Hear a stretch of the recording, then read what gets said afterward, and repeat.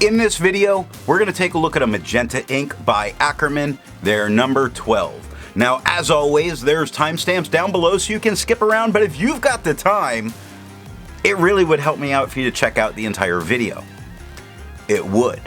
Also, down in that description is a link to the magenta playlist, so if you wanted to find more of them, you can find that there. I'm an ink guy, and let's get into the first writing sample, 90 GSM Clairfontaine. No bleeding, no ghosting.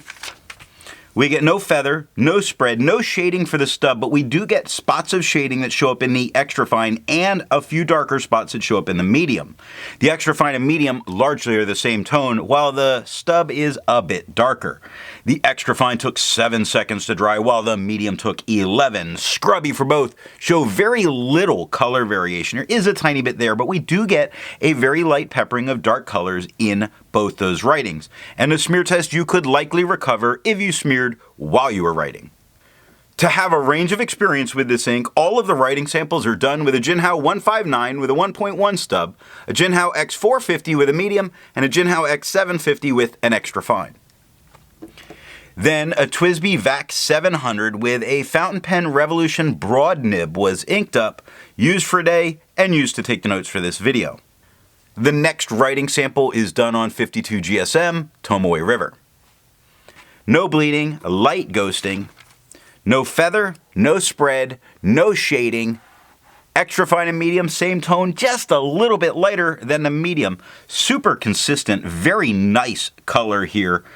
The extra fine took 12 seconds to dry, medium only took 16, which on this paper's fantastic.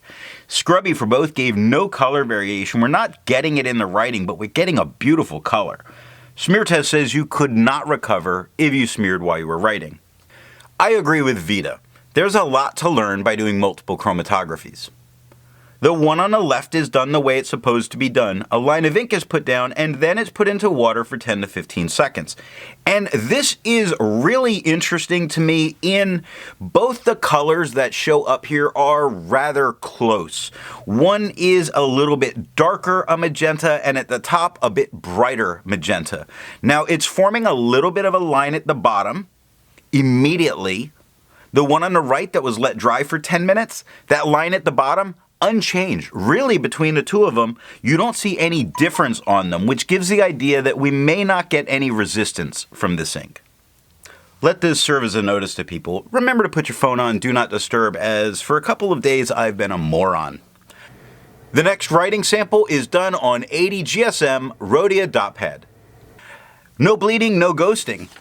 We have no feather, no spread, no shading in the stub. We are getting some shading in the extra fine. We're even seeing some shading in the medium. Now the medium is the darkest tone on the page on the majority, just a little bit darker than the stub, which is a lot darker than the extra fine. Extra fine took 6 seconds to dry, while the medium took 10.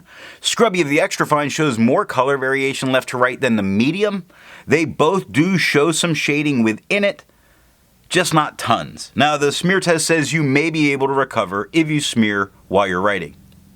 Resistance tests are done to see how this ink could be expected to perform on the page and how hard it may be to clean from your pen.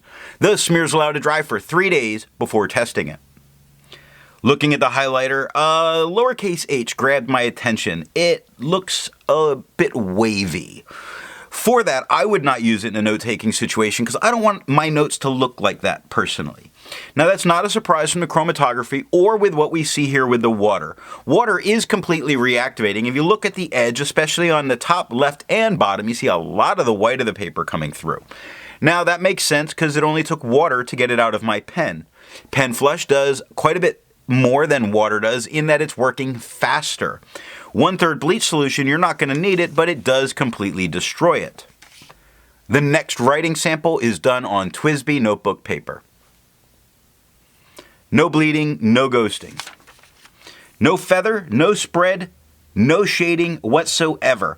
But look at the range we're getting here. The extra fine's very light, very pink leaning. I think that looks really good. The stub is quite a bit darker than the extra fine. And the medium is quite a bit darker than the stub. And I think this looks very good also. The extra fine took 8 seconds to dry while the medium took 12. The scrubby for the extra fine does show some color variation. The medium shows none. We didn't get any in the writing itself. And the smear test, I don't think you could recover if you smeared while you were writing. For the inks tested, the average viscosity was 2.5, with the realm of normal being from 2.1 to 2.9. Akkerman's number 12 has a viscosity of 1.43, so it's a wet ink. The next writing sample is done on moleskin paper. Known for its terrible performance with fountain pens, the question is not if it's going to perform well, it's if it will perform well enough. Now there's a lot of spotting coming through, which I think in the extra fine you could use the back of the page, the medium you couldn't. Neither of these touch the page underneath, which is a plus here. However, while that medium came deep into and almost through the page, the feathering's out of control. It's really gross to look at. The extra fine has some tiny feathering, but it's really manageable. So I could see this being used here. Now, neither of them had spread as a problem. Their extra fine is a lot lighter than the medium. The extra fine only took 3 seconds to dry. I really think this is great performance on this paper. The scrubby shows no color variation. We didn't get any shading in that writing. And the smear test, you stand a very good chance of recovery if you smear while you're writing. For the inks tested, the average dry time was 17 seconds, with the realm of normal being from 13 to 21 seconds. Akkerman's number 12 has an average dry time of 10 seconds, so it is a fast drying ink. The last writing sample is done on crowd favorite 20-pound copy paper. Now obviously there's a ton going on here that's very deep into the page. The part I want to draw your attention to is right here. This quite frequently touched the page underneath. So in that medium, you're really going to want to avoid it. You can't use the back of the page. There is tiny feathering, much less than I was expecting on the medium. There's tiny feathering on the extra fine. I think the extra fine is much more manageable than the medium. But the medium's made worse through its extreme amount of spreading. It's really spreading to between a broad and double broad. It just is not looking good there. The extra fine does spread to about a fine medium, but I see this as much more usable. It is a much lighter tone than we get with the medium. We get no shading. It only took 1 second to dry. The scrubby says there should be some shading, but there's not. And the smear test, you can't smear it. So that's good news. You don't have to worry about it. Instead of finding inks that look like Akkerman's number 12, I'd prefer to find an ink that complements its color on the page. I decided to go with a nice blue-black ink by Sailor, their 4B. Now, if you'd prefer a different complement color, then down in the description are links to those playlists. So what do I think of Akkerman's number 12? This is an interesting tone. I like using non-standard colors, you know, to the normies out there. This is a decent standout color for its color. I don't see this being a run-to for most, but it maybe should be. So what nib and pen give the best writing experience with this ink?